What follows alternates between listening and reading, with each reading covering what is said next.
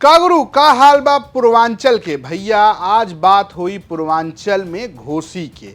घोसी में उपचुनाव होना है और आज पूर्वांचल की बात में उस व्यक्ति की बात जो कहीं ना कहीं घोसी में दावेदारी करते नजर आ रहे हैं। घोसी में सुधाकर सिंह जो कि समाजवादी पार्टी के विधायक थे, उनके निधन के बाद सीट खाली हुई। विधानसभा ने सीट को रिक्त घोषित कर दिया है। अब चुनाव के आसार हैं, यानी कि उपचुनाव की घोषणा चुनाव आयोग कर सकता है। ऐसे में अब सभी पार्टियों ने तैयारी शुरू कर दी है और इसमें ही एक नाम है ओम प्रकाश राजभर की पार्टी सुहेलदेव भारतीय समाज पार्टी यानी कि सुभाषपा की। सुभाषपा ने घोसी में लोकसभा का चुनाव लड़ा था।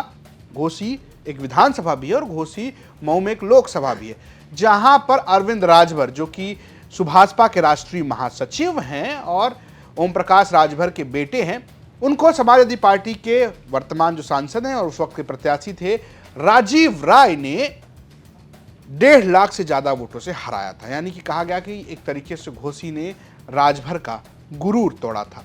अब उस घोसी में उपचुनाव हो रहा है, जहां से सुधाकर सिंह ने उपचुनाव जीता था, यानी कि दूसरी बार उपचुनाव हो रहा है 5 साल में। अब हम क्यों कह रहे हैं कि यहां पर अब एक और दावेदार आ गए हैं? जी, इन दावेदार का नाम है अरविंद राजभर और सुभाषपा। ये सीट अगर आप देखेंगे तो बीजेपी ही लड़ती रही है। सुभाषपा यहां कभी विधानसभा का चुनाव नहीं लड़ी है। लेकिन क्यों दावा बन रहा है, कैसे दावा बन रहा है, ये सब कुछ हो रहा है। इसकी शुरुआत की है अरविंद राजभर ने। मऊ में ही एक कार्यक्रम में पहुंचे थे, सदस्यता ग्रहण करवा रहे थे। मीडिया से बात करते हुए उन्होंने कहा कि हम तो बिल्कुल चुनाव लड़ना चाहते हैं, हमारा दावा भी है। और उन्होंने ये भी कहा कि लेकिन ये तय जो है वो अमित शाह करेंगे, हम अमित शाह से बात करेंगे। जरा सुनिए अरविंद राजभर को। आप अभी घोसी उपचुनाव की बात किए हैं। हम पहले भी कहे थे, आज भी कह रहे हैं, हम एनडीए के साथ हैं और एनडीए जो भी प्रत्याशी देगा उसके साथ मिलकर के हम लोग काम करेंगे। और हमारा प्रयास यह होगा कि हम अपनी बात एनडीए के शीर्ष नेतृत्व माननीय गृह मंत्री जी के समक्ष अपनी जो हमारे प्रस्ताव है उसको हम रखें, जिससे कि आपस में एक एकता भी बनी रहे और आने वाले 2027 के चुनाव के दृष्टिगत हमारा और एनडीए का मजबूत एक गठबंधन भी बरकरार बना रहे। लेकिन मैं प्रयास यह करूंगा कि मैं अपना पक्ष माननीय गृह मंत्री जी के समक्ष रखूं, माननीय मुख्यमंत्री जी के समक्ष रखूं, माननीय राष्ट्रपति जी के समक्ष रखूं और आने वाले समयों में घोसी उपचुनाव को लेकर के निर्णय जो सुनाना होगा वह निर्णय माननीय गृह मंत्री जी सुनाने का काम करेंगे। जो भी निर्णय होगा उसके लिए सुहेलदेव भारतीय समाज पार्टी पूरी ताकत के साथ लग करके आगे बढ़ेगी। अमित शाह से बात करेंगे, बात अरविंद राजभर कह रहे हैं। लेकिन क्या अरविंद राजभर ही चुनाव लड़ेंगे, ये क्यों चर्चा हो रही? क्योंकि अरविंद राजभर ने कहा कि जब घोसी की मैंने लोकसभा चुनाव लड़ा, जब जनता ने मुझे आशीर्वाद दिया, उन्होंने हार का जिक्र नहीं किया, उन्होंने अपने वोट को पॉजिटिव बताते हुए कहा कि उन्हें अच्छे वोट मिले हैं। तब उन्होंने ये कहा कि हमने डेटा भेजा है कि कितना वोटर है इस घोसी के सीट पर, राजभर हमारा वोटर कितना है। और यह भी कहा है कि हमारी टेलीफोनिक बात भी हुई है गृह मंत्री अमित शाह से और जल्दी हम मुलाकात करेंगे। कुल मिलाकर ऐसा लग रहा है कि अनुमानों के आईने में कि अरविंद राजभर ही वो व्यक्ति हो सकते हैं सुभाषपा से जो इस सीट पर दावेदारी कर सकते हैं। और अगर सुभाषपा के कोटे में जाता है तो जो उनके दिली इच्छा या कहिए ओम प्रकाश राजभर की इच्छा है कि उनके बेटे विधानसभा लोकसभा में पहुंचे, वो भी संभव हो सकता है और अरविंद राजभर को टिकट मिल सकता है। अरविंद राजभर इससे पहले शिवपुरी जो कि बनारस की एक विधानसभा है वहां से चुनाव लड़े थे, तब वो हार गए थे। तब वहां से वो अनिल राजभर से चुनाव हारे। उसके बाद वो घोसी का लोकसभा चुनाव लड़े, जिसको भी उन्होंने गंवा दिया। और अब बारी घोसी में उपचुनाव की नजर आ रही है। सुनिए किस तरीके से अरविंद राजभर इशारा कर रहे हैं कि वो चुनाव लड़ सकते हैं। मैं लोकसभा का प्रत्याशी यहाँ रहा। मेरे लोकसभा की 5 सीटों में से एक सीट जो खाली हुई, दुर्भाग्यवश खाली हुई है, तो नियम संगत देखा जाए तो यह बातें इस प्लेटफॉर्म पर कहने की आवश्यकता नहीं है। जबकि मैंने पहले ही बताया कि यह बातें हम शीर्ष नेतृत्व के समक्ष रखेंगे। उनका जो निर्णय होगा सुहेलदेव भारतीय समाज पार्टी और भारतीय जनता पार्टी एनडीए गठबंधन उसका अक्षरशः पालन करेगी। घोसी उपचुनाव को लेकर भाजपा शीर्ष नेतृत्व से सुभाषपा ने टिकट की दावेदारी पेश कर दी है? अभी नहीं की है, करेगी। टेलीफोनिक वार्ता हुई है, उन्होंने कुछ डेटा वगैरह हमसे मांगा, हमने प्रोवाइड करा दिया है। उन्होंने यह भी मांगा है कि लोकसभा चुनाव में कितने वोट प्राप्त हुए थे घोसी विधानसभा, वो भी उन्हें दे दिया है। और बहुत ही जल्द हम मिलने वाले भी हैं माननीय गृह मंत्री जी से, और उनसे मिलेंगे, बातचीत करेंगे, अपना प्रस्ताव रखेंगे और हम लोग मिल के चुनाव लड़ेंगे। ये तो रही बात अरविंद राजभर के लड़ने न लड़ने की। लेकिन भैया सवाल ये कि जीतेगा कौन, कौन है, समीकरण किसकी तरफ बन रहा है? मतलब गुरु खेल तो कहीं भी हो सकता है। दरअसल ये सीट बड़ी दिलचस्प है। ये सीट है चौहानों की, विधायकों के हिसाब से। चौहान कौन? जिन्हें लोग नोनिया कहते हैं। चौहान यहां पर 8 बार विधायक रहे हैं और इसका श्रेय जाता है फागू चौहान को।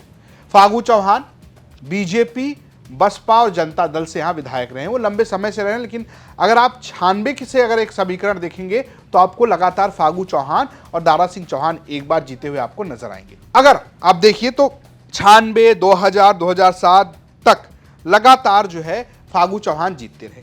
2012 में एक समीकरण सधा और ये समीकरण साधा समाजवादी पार्टी ने, जब सुधाकर सिंह जो कि निमवा के पेड़वा के विधायक हैं, जो कहते हैं कि जीतले तो निमवा के पेड़ के नीचे और हरले तो निमवा के पेड़ के नीचे, उन्होंने यहां पर मात दी फागू चौहान को।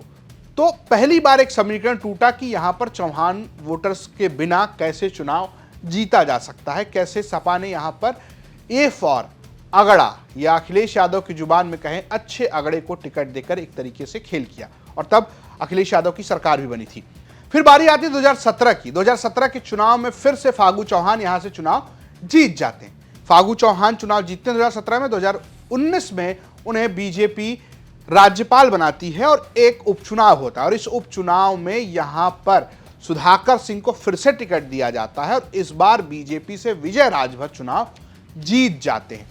फिर आता है 2022 का चुनाव, जब दारा सिंह चौहान जो बीजेपी से मंत्री के पद का इस्तीफा देकर समाजवादी पार्टी में आए थे, उनको टिकट मिलता है और वो चुनावी मैदान में आते हैं। राजभर, दारा सिंह चौहान और सपा का वोटर एकजुट होता है और इस चुनाव में सुधाकर सिंह जो कि समाजवादी पार्टी से लगातार प्रत्याशी होते थे, वो निर्दलीय लड़ रहे थे और इस बार यहां से दारा सिंह चौहान चुनाव जीत जाते हैं।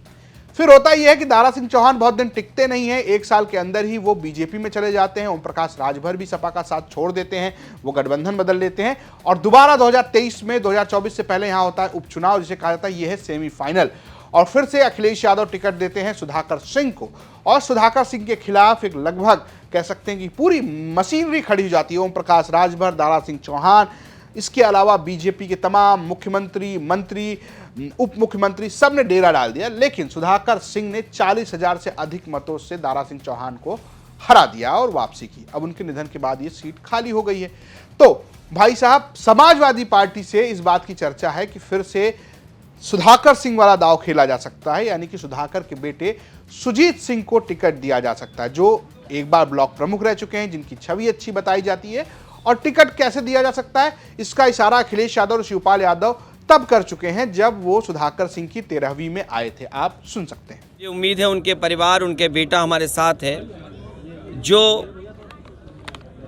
उन्होंने सेवा की है जनता की। सुजीत भी उसी तरीके से सेवा जनता की करते रहेंगे। तो क्या माना जाए कि जो बाई इलेक्शन होना है प्रत्याशी रहेंगे सुजीत? मैंने आपसे कहा हमारी पार्टी के सभी लोगों से बातचीत होगी, वो विषय नहीं, जो नेताजी या इनके पिता जिस तरह सेवा करते रहे उसी दिशा में ये सेवा करते रहेंगे। हम सब की जिम्मेदारी है इनका सम्मान बढ़ाना, इन्हें आगे बढ़ाना। और उनका बेटा जो छोटा बेटा सुजीत, अच्छा बेटा है उनका, उनके साथ पूरी तरह से हम लोग साथ रहेंगे, पूरी तरह से, और उनकी कमी सुजीत ही पूरी करेगा। तो इन सब के बीच ये भी समझ लीजिए कि जाति समीकरण क्या है। लोग यहां पर सपा का अलग समीकरण बताते हैं और बीजेपी का एक अलग समीकरण बताते हैं। पहले आप समझिए कि किसकी कितनी संख्या है। सबसे ज़्यादा संख्या मुसलमानों की है, जो 80,000 से 1 लाख के बीच में बताए जाते हैं। दलित हैं जो 60-70 हज़ार बताए जाते हैं। राजभरों की संख्या भी करीब 60,000 बताई जाती है। यादवों की संख्या 50,000 बताई जाती है। चौहानों की संख्या 46,000 बताई जाती है। क्षत्रिय 35,000, ब्राह्मण 12,000 और अन्य भी हैं। होता यह है कि बीजेपी कोशिश ये करती है कि यहां पर किसी चौहान को टिकट दिया जाए और चौहान, दलित प्लस राजभर का वोट, अगर वो राजभर उनके साथ है, अगर राजभर नहीं है, और जो अदर सवर्ण वोटर्स है ठाकुर को छोड़कर, वो एकजुट हो जाए और वहां पर बीजेपी का समीकरण बन जाए। बीजेपी किसी राजभर को भी दे सकती है, जैसे उन्होंने विजय राजभर को दिया था और विजय राजभर को लेकर चर्चा भी है। और अगर ओम प्रकाश राजभर भी लड़ते हैं तो राजभर, चौहान प्लस दलित का कॉम्बिनेशन बीजेपी के लिए बन सकता है। लेकिन दलित सिर्फ बीजेपी को वोट नहीं देता है, यहां पर खेल सपा भी करती है। सपा यहां पर किसी राजपूत को टिकट देती है, तो होता यह है कि राजपूत यादव मुसलमान का सीधा कॉम्बिनेशन बनता है और इसके अलावा कोशिश ये होती है कि थोड़े से दलित वोट, थोड़े से अदर वोट लाए जाए और एक बड़ी जीत हासिल की जाए। और ये घोसी के विधानसभा में सफल प्रयोग भी रहा है पिछली बार।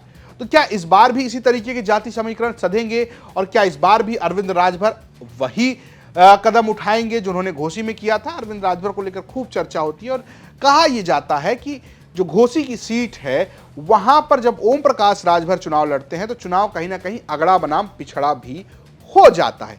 अभी चर्चा यह भी है कि बीजेपी क्या मान जाएगी राजभर के इस दावे को, इस डिमांड को?